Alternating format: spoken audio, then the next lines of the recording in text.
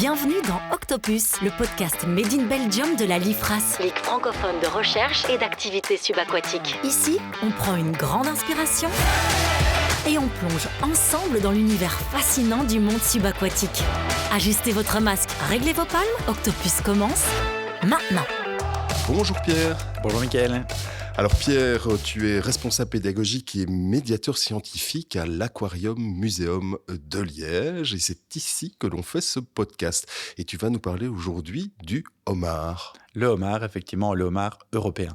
Alors le homard, pourquoi vous avez des homards ou un homard ici dans vos aquariums ? On a carrément un bassin qui lui est dédié, comme ça il a sa petite grotte à lui tout seul et le visiteur peut l'admirer. Et puis ce homard, il a un petit parcours un peu particulier aussi. Oui, c'est vrai qu'on cherchait un homard européen et donc le meilleur endroit pour le trouver, c'était la poissonnerie. La poissonnerie. Oui, on a été le chercher là. Il faut savoir qu'il y a une autre espèce, le homard américain, qui est beaucoup consommé. Mais nous, on avait vraiment envie d'avoir l'espèce européenne. Et donc, vraiment, le plus simple pour le trouver, c'était la poissonnerie. Mais je pense que vous en prenez bien soin aussi parce qu'il est tout seul dans son aquarium, mais il s'embête pas. Non, on lui a aménagé une petite grotte et il faut savoir que le homard, pour éviter qu'il ne s'embête, on le met un peu au défi. C'est-à-dire que plutôt que de lui donner à manger comme ça, on va le mettre au défi. On enferme sa nourriture dans une genre de petit jeu et il va devoir chipoter avant de pouvoir se nourrir. Un jouet antidépressif. C'est ça. Le homard, il est bien connu des plongeurs et des non-plongeurs, mais est-ce qu'on le connaît bien ? Oui, bien sûr. Maintenant, on le connaît depuis des années, donc on l'a classé dans certaines catégories. Il faut savoir, l'humain adore classer. Donc, le homard, comme le crabe, c'est un crustacé particulier puisqu'il a 10 pattes, on l'appelle donc décapode. C'est un bon marcheur, là. Oui, 10 pattes marcheuses, effectivement, parce qu'il faut savoir qu'au niveau de son abdomen, il a aussi des petites pattes pour nager. Parce que bon marcheur, mais il peut aussi sprinter en nageant. Est-ce qu'il y a des différences entre le homard européen et le homard américain ? Alors, il y a quelques petites différences. C'est vrai que quand on les a les uns à côté des autres, c'est plus facile. Mais quand on n'en a qu'un, on pourrait hésiter. C'est principalement la couleur qui va les différencier. Le homard européen est plutôt sur le bleu, alors que le homard américain est plutôt brun-vert. C'est de la même famille que la langouste, par exemple ? Oui, très proche, encore une fois. Donc, elle aussi, si vous comptez à la prochaine plongée, comptez bien, il y a 10 pattes qui marchent. Alors, on va parler du homard. C'est vrai qu'on a l'habitude de le voir de très près parfois, mais lui, le homard, qu'est-ce qu'il mange ? Alors, le homard, en fait, j'ai lu une phrase incroyable. Le homard mange tout ce qui est plus petit que lui. Ah oui. Non, en réalité, il a quand même ses pinces qui sont vraiment particulières. Et si vous avez remarqué d'un peu plus près, ces pinces, elles sont asymétriques, c'est-à-dire qu'elles ne se ressemblent pas. Il y a une pince avec comme des grosses boules, c'est une pince qui sert à broyer, alors que l'autre pince est plus fine, plus élancée, elle sert plutôt à déchiqueter et à couper. Et donc, avec ces deux outils-là, il va pouvoir manger toute une série de proies, mais principalement des mollusques qu'il va pouvoir casser avec ses grandes pinces, et aussi d'autres, peut-être des petits poissons, d'autres petits crustacés. Donc c'est un chasseur. Pourtant, on ne le voit pas beaucoup quand on plonge en Zélande. Il est souvent caché au fond de son trou. Alors la journée, effectivement, il est dans sa petite grotte. Il faut le laisser bien tranquille parce qu'en fait, il est actif la nuit. C'est à ce moment-là qu'il va chasser. Alors, il est chasseur, mais j'imagine aussi qu'il fait l'objet de convoitises. Alors, on ne va pas parler des humains, mais est-ce qu'il a des prédateurs ? Oui, il a des prédateurs. On pourra citer par exemple la pieuvre, qui est un prédateur assez bon du homard. Et il y a certains mammifères marins comme les otaries ou les phoques qui pourraient aussi s'en nourrir. Est-ce que c'est une espèce... Alors, on ne va pas dire en voie d'extinction, parce qu'il y a quand même des homards, mais est-ce que c'est une espèce menacée ? Alors, effectivement, les stocks de homards sont assez bons. Donc là, en termes de quantité, on est bon. Par contre, si on ne réglemente pas, si on ne met pas un cadre, puisque c'est une espèce qui est extrêmement pêchée et consommée, elle risque effectivement d'être menacée à ce moment-là. Tu as parlé de mesures de protection. Tu peux nous en dire un peu plus en Zélande, par exemple ? Effectivement, il faut savoir que le homard, si vous le pêchez trop petit, en réalité, il n'a pas eu le temps de se reproduire. Et donc, si on pêche les petits homards, en plus des gros, très vite, on va arriver à une situation où, puisque le homard n'a pas eu le temps de se reproduire, l'espèce va potentiellement disparaître. Qu'est-ce qu'on risque en Zélande, notamment ? Alors en Zélande, c'est particulier, c'est pas que pour le homard, c'est vraiment pour la totale. Quand vous êtes en plongée, en fait, vous ne pouvez absolument rien sortir de l'eau. Et ça, c'est vraiment pour protéger les espèces de Zélande. Et si on vous prend sur le fait ? Alors là, il y a des amendes. Alors au maximum, moi, ce que j'ai vu, c'est... Alors on raconte beaucoup de choses. Au maximum, ce que j'ai vu, c'est 15 000 € avec confiscation du matériel. Franchement, je ne le risquerai pas. En France aussi, on a réglementé la pêche. Alors, la pêche est réglementée, c'est vraiment une règle arithmétique. En dessous de 9 cm de céphalothorax, on ne peut pas garder le homard. Qu'est-ce que c'est le céphalothorax? Eh ben, chez ces espèces-là, la tête et le thorax, donc le thorax c'est là où il y a les pattes, sont fusionnés en un céphalothorax. Alors, tu as parlé de réglementation par rapport aux femelles de homard. C'est particulier aussi, je pense. La femelle protège ses œufs. Oui, la femelle va garder ses œufs au niveau de son abdomen. Elle a des petites pattes nageuses et en fait, elle va coller ses œufs au niveau de son abdomen. Tu as une idée du nombre d'œufs? Ça dépend très fort de la taille de la femelle. Donc, c'est entre 5 000 et 50 000 œufs. Ah oui, quand même. Et sur ce nombre assez impressionnant d'œufs, on estime seulement à 2 ou 3 individus adultes qui vont être issus de cette portée. Et ces œufs, ils sont fécondés, j'imagine. Il y a une forme d'accouplement. Oui, c'est vraiment particulier aussi chez les homards et chez d'autres crustacés. En réalité, le mâle a des appendices copulateurs et qui va permettre en fait de pouvoir injecter son sperme dans le corps de la femelle.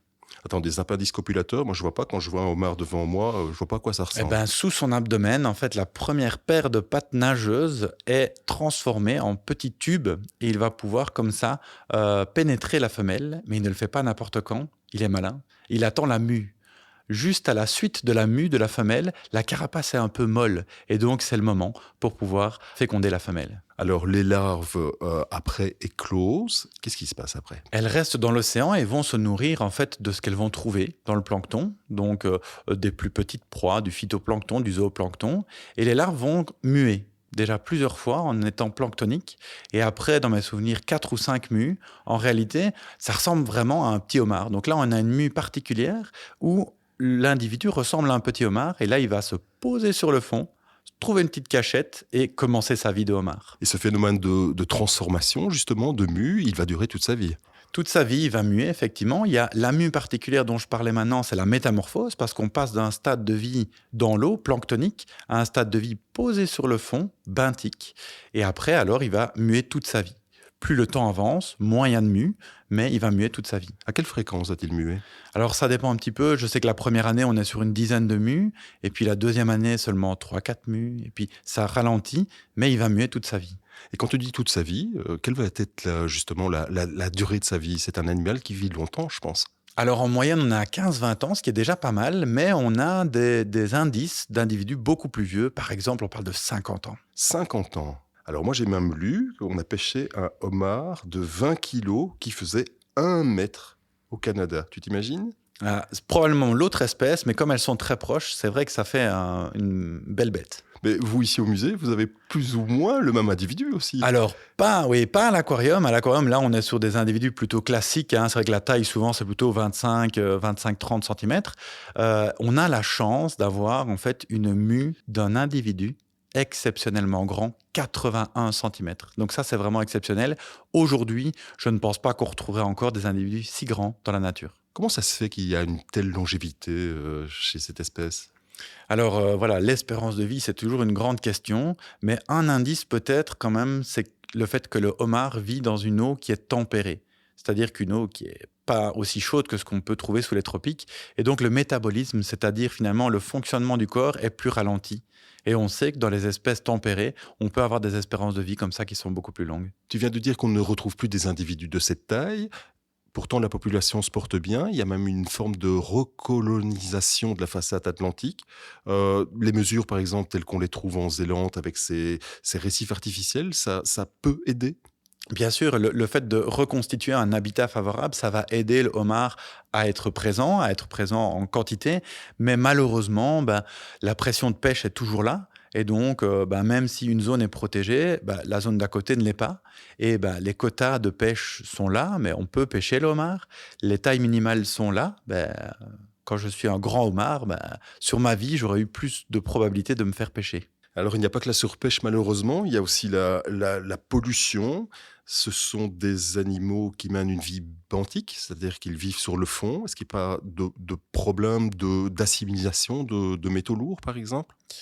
Évidemment, si les éléments toxiques, si la pollution, les métaux lourds se retrouvent dans l'environnement, ils vont pouvoir être des bioaccumulateurs. On le sait que ces grands individus, qui sont non seulement prédateurs, mais qui ont une longue durée de vie, vont pouvoir éventuellement accumuler ces éléments. Alors, je vais me faire un peu l'avocat du diable, mais est-ce qu'on doit encore consommer du homard? C'est pas dangereux? Non, il n'y a aucun problème. Je pense qu'il y a des suivis assez réguliers par rapport à tout ça. Alors moi, j'ai aussi une petite question, mais une question qu'on entend souvent. Est-ce que le homard peut souffrir? Malheureusement, pour les éventuels consommateurs de homard, oui, ça a bien été montré. Chez les crustacés, il y a des nocicepteurs. Donc en gros, c'est des récepteurs à la douleur. Des récepteurs à la douleur, mais pourtant, moi, quand je mange du homard, oserais-je le dire, je vois pas de cerveau. Moi aussi, je mange du homard, il faut l'avouer. En réalité, ça, c'est différent et c'est lié justement au groupe. Les crustacés n'ont pas, comme chez nous, comme chez les mammifères ou les reptiles, un genre de poste centralisé du système nerveux qui est le cerveau. Donc, c'est une concentration particulière des cellules nerveuses. Chez les crustacés, les cellules nerveuses, elles sont un peu partout dans le corps, comme nos nerfs, mais elles sont concentrées dans des endroits qu'on appelle des ganglions. Donc c'est plutôt comme s'il y avait des petits cerveaux un peu partout dans le corps du homard. Où les retrouve-t-on, ces ganglions? Alors c'est vraiment tout le long du corps, plutôt sur la face ventrale. D'accord. Alors, est-ce que tu savais qu'en Suisse, on avait légiféré justement par rapport à la souffrance du homard? Oui, j'ai entendu l'information, je pense surtout pour l'ébouillantement, c'est ça? Oui, c'est ça. Donc, on est obligé de les étourdir. Je sais que parfois, on veut étourdir les homards, ou on pense les étourdir quand on les met dans un congélateur, mais là aussi, c'est interdit. On ne peut même pas, en Suisse, transporter les homards sur des lits de glace, parce qu'il est démontré qu'ils peuvent aussi souffrir. Effectivement, le froid est finalement la technique d'étourdissement la plus répandue parce qu'on considère que l'animal et donc son système nerveux est ralenti au froid. Mais on a montré qu'il pouvait y avoir une douleur par rapport au froid. Et donc effectivement, ils ont inventé un dispositif en fait d'électrocution. Le but, c'est que la mort soit la plus rapide possible. Et donc, ils ont un genre de pistolet électrique qui va instantanément, en quelques millisecondes, tuer le homard. Et donc là, on considère qu'il y a pas de souffrance animale. Autre question aussi sur le homard, justement, quand on le cuisine, comment cela se fait-il qu'il passe du bleu au rouge? En fait, le pigment rouge est toujours présent chez le homard, qu'il soit vivant ou mort. Mais quand il est vivant, ce pigment rouge, en fait, il est enveloppé de protéines. Et ce qui va permettre au homard d'avoir cette couleur particulière. C'est vrai que c'est bleu, mais dans un sens, on voit quand même quelques nuances de couleur. Lors de la cuisson, ces protéines qui protègent le pigment, en fait, elles vont être déstabilisées, elles vont disparaître, elles vont en tout cas se désorganiser, et donc le pigment rouge qui était caché revient à la surface. Voilà, un homard qui n'est pas caché, en tout cas c'est le vôtre qu'on peut retrouver ici à l'aquarium. Est-ce qu'il va partir après vers un restaurant? Non, rassurez-vous, on va le garder le plus longtemps possible. Et qu'est-ce qui deviendra quand il sera trop grand? Alors, trop grand pour le bassin, le territoire d'un homard n'est finalement pas si grand que ça. Il va surtout aller voir plus loin pour chercher de la nourriture. Bon, nous, on lui apporte. Et donc finalement, on a encore quelques belles années devant nous avant de devoir penser à ça. Et il va rester tout seul? C'est plus facile parce que, comme je l'ai dit, il s'attaque à toute proie qui est plus petite que lui.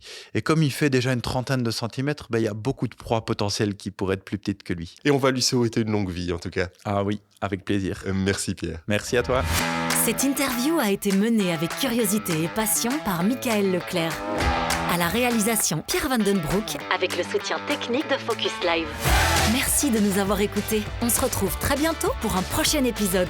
Une idée de sujet, une histoire à partager? Écrivez-nous à octopus@lifras.be. Et si ce podcast vous a plu, pensez à le liker, le partager ou laisser un commentaire. Ça nous aide énormément à faire grandir ce projet.